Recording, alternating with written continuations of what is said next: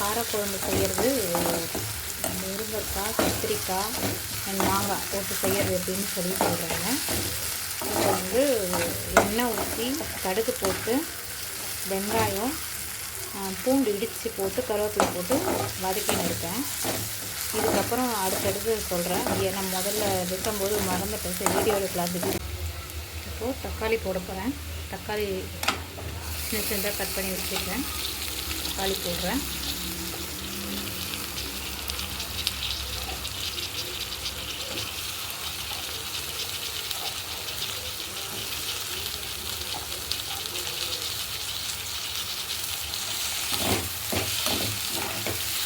தக்காளி வந்து நல்லா வதக்கி போட்டேன்.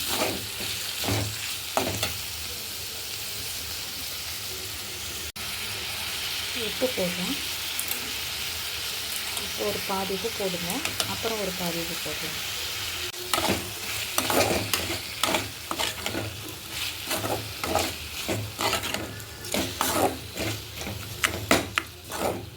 இந்த தக்காளியில் இப்படி நல்லா உடச்சி விட்டிங்கன்னா நல்லா தொக்கு நல்லா வரும்.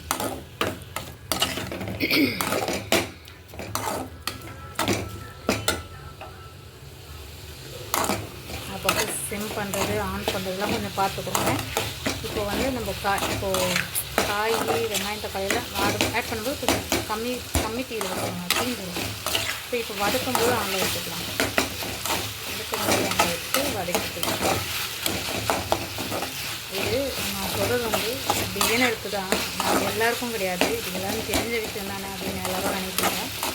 பிகினருக்கு தான். இப்போ ஒன்றுமே தெரியாது, காரக்குழம்பு வைக்க தெரியாது அப்படின்னு சொல்லி சொல்லுவாங்க.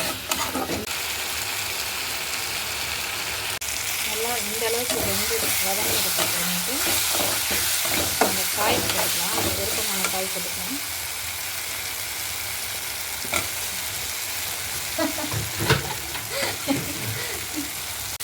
பார்த்துக்கோங்க, என்ன காய் நமக்கு தேவைப்படுதோ அதை போட்டுக்கலாம். கத்திரிக்காய், உருளைக்கிழங்கு எது வேணால் போடலாம். என்ன உருளைக்கிழங்கு தான் போட்டுக்கலாம். மாங்காய் இருந்தால் மாங்காய் வந்து லாஸ்ட்டில் ஆட் பண்ணிக்கலாம். இப்போ போட்டோம்னா குழஞ்சிடும். அதனால் மாங்காய் வந்து லாஸ்ட்டு எல்லாம் கூடி வரும்போது தான் மாங்காய் போடணும். எல்லாம் நல்லா வதக்கிட்டு நல்லா ஒரு ஸ்லிம் பண்ணி கொஞ்ச நேரம் வச்சுருங்க. காயும் எண்ணெய் எல்லாமே, காய் எண்ணெய் உப்பு எல்லாம் ஒன்றாகணும். ஸ்லிம் பண்ணி வச்சுட்டு கொஞ்ச நேரம் மூடி வச்சுருங்க. இப்போது மிளகாத்தூள் தேவையான அளவு உங்கள் காரத்துக்கு ஏற்ற மாதிரி போட்டுக்கோங்க. எங்கள் வீட்டுக்கு வந்து ஒரு 3 ஸ்பூன் போட்டால் கரெக்டாக இருக்கும். அந்த 3 ஸ்பூன் நான் போடுவேன். எங்கள் வீட்டில் அரைக்கிற மிளகாத்தூள் கொஞ்சம் காரம் கம்மியாக தான் இருக்கும். இப்போ வந்து கரெக்டாக இருக்கும் 3 ஸ்பூன். உங்களுக்கு ஏற்ற மாதிரி நீங்கள் போட்டுக்கோங்க. கொஞ்சோண்டு புளி ஊற வச்சுக்கோங்க.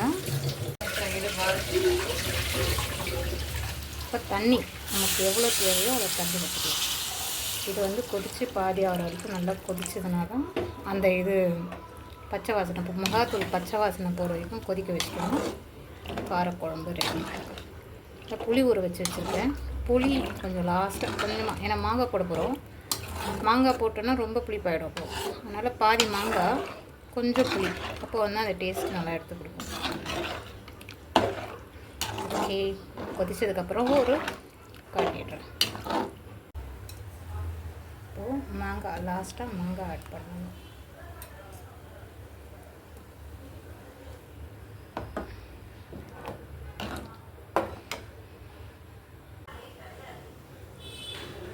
ஓப்பன் பண்ணி பார்க்கலாம்.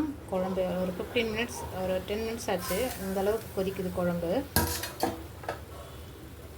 இந்தளவுக்கு கொதிக்கும்போது கொஞ்சம் புளியை கரைச்சி ஊற்றிடணும்.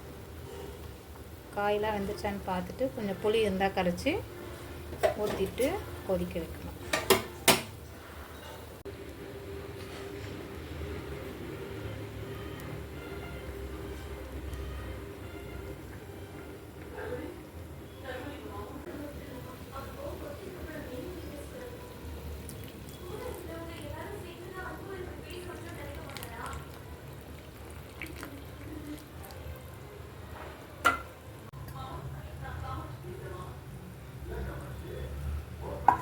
திருப்பி மூடிடலாம். நல்லா இந்த அளவுக்கு கொதிக்கணும். இந்த அளவுக்கு கொதிச்சதுன்னா காரக்குழம்பு ரெடி. நல்லா திக்னஸ் பாருங்கள், நல்லா இது திக்னஸ் பாருங்கள், இவ்வளோ தூரத்துலேருந்து இவ்வளோ தூரம் திக் வந்துச்சு. அப்போது வந்து ஆஃப் பண்ணிடலாம். தேங்க்யூ. இவ்வளோ நேரம் வீடியோ பொறுமையாக பார்த்ததுக்கு ரொம்ப நன்றி.